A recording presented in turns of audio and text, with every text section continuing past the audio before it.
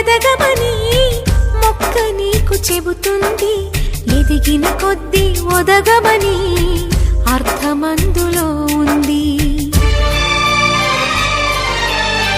అపజయాలు కలిగిన చోటే గెలుపు పిలుపు వినిపిస్తుంది. ఆకులన్నీ రాలిన చోటే కొత్త చిగురు కనిపిస్తుంది. మౌనంగానే ఎదగమని మొక్క నీకు చెబుతుంది.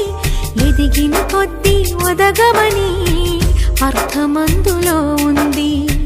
అపజయాలు కలిగిన చోటే గెలుపు పిలుపు వినిపిస్తుంది. ఆకులన్నీ రాలిన చోటే కొత్త చిగురు కనిపిస్తుంది.